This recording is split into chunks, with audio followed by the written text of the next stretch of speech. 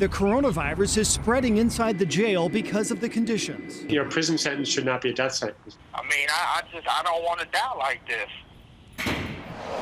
Marion Correctional Institution in Ohio, where 80% of the inmates, that's more than 2,000 prisoners, and over 150 staff have contracted COVID-19.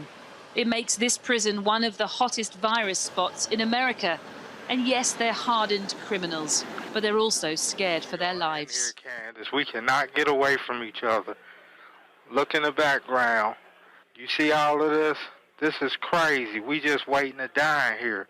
We just sitting ducks in here waiting to die. We cannot get away from each other at all. James Ellis is one of those infected. I'm terrified. He's been locked up for 25 years, but says nothing compares to this. I feel extremely desperate. I'm willing to do anything to save my life. I don't want to die. Nobody wants to die. You know, and I don't want to think that I'll never see my family again. James talks of poor hygiene, no soap, inmates making masks out of old T-shirts, and meal times cut to just 2 a day to reduce the spread of the disease. So far, 2 prisoners have died here, but with limited social distancing, he believes it's inevitable the numbers will rise. How scared are the inmates? Like guys up here scared to death, you know, and then we watching ambulance come back and forth, coming through the gate and rushing people up out of here. You know, and guys were just looking at each other. I mean, it was just like a dead silence in the room, and everybody was just like, oh my God, it's for real. The Ohio Department of Rehabilitation and Correction told us the prisoners at Marion Institution were provided with a surgical mask and a reusable cloth mask. The amount of disinfectant has been increased. There is not a shortage of cleaner in the facility. Inmates have access to soap and hand sanitizer as well. But across Ohio, nearly 4,000 inmates have contracted COVID-19. Though the governor balks at talk of mass release to reduce the spread. They are there in prison for a reason, and so when you talk about overriding that is a serious thing. But that doesn't stop inmates begging. Like these signs, help, stuck on windows at Cook County Jail in Chicago, where nearly 300 have tested positive and staff are panicking. Now you're putting us at risk, and then we have to go home to our families, putting them at risk. And this the cry in Broward County near Miami, where relatives demanded loved ones be released before succumbing to COVID-19. People should not die in jail. Free them all. At the sprawling Alameda County Jail in Santa Rita, California, Jose Bernal says a lack of testing means infection numbers are being underestimated. And we cannot wait. We cannot wait for the unimaginable nightmare to happen. And we have to let people go home. In what sense? Set them all free to go back to their families, or what do you mean? If we are closing down schools, if we are closing down other institutions, other places, because we're saying those institutions, those places are not safe, then I think it's hypocritical of us to say that we're not going to do the same for jails and prisons.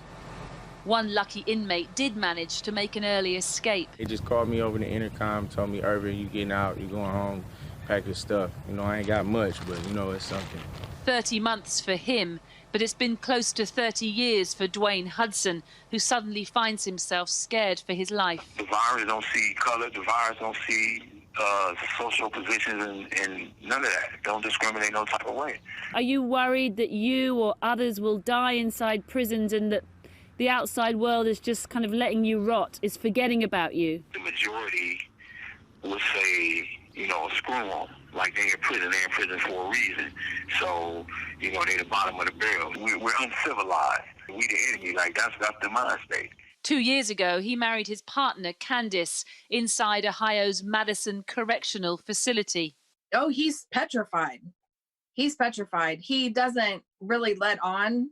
He keeps saying over and over again, I feel like I'm never going to get to see you again. Has it made you feel hopeless? Do you still have hope? No, I still got hope. I still got hope. It wouldn't be right to go out the game like this.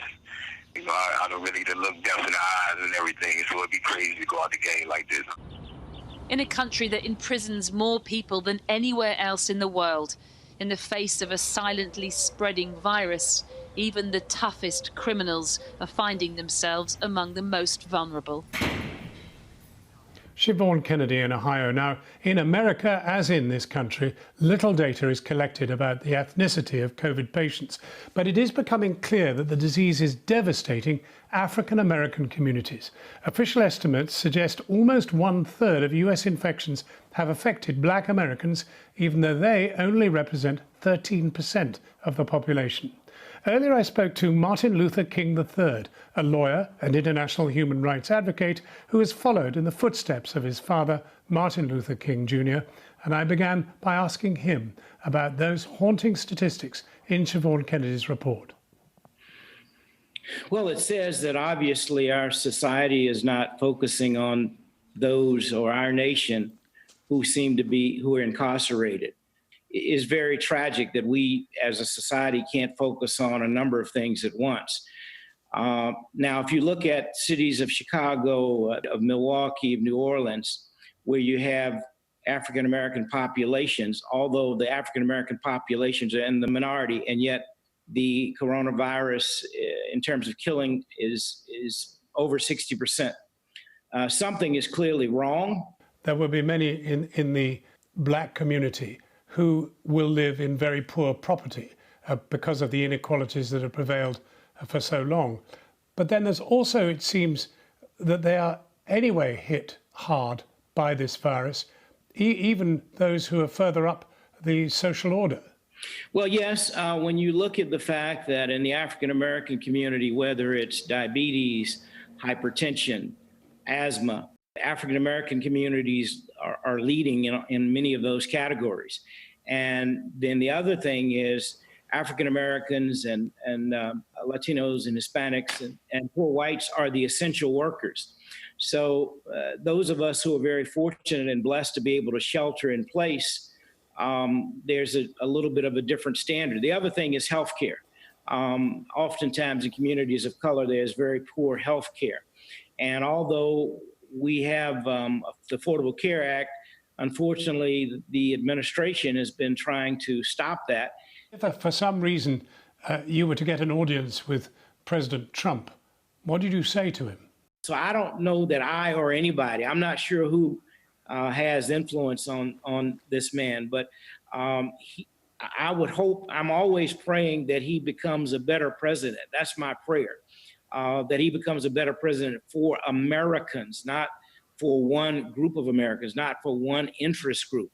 He placates and caters to one group, and he creates division. And a president should be unifying people, particularly during crisis situations. What do you think your father would make of the way America is today, and particularly how the virus is accentuating the scale of the battle still to be fought?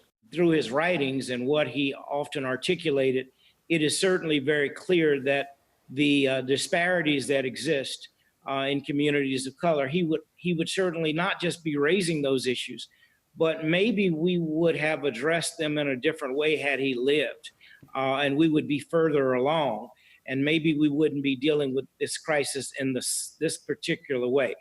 And so I think my father would be very, not just very concerned, but very disappointed that our society has not moved further than it is at this particular moment.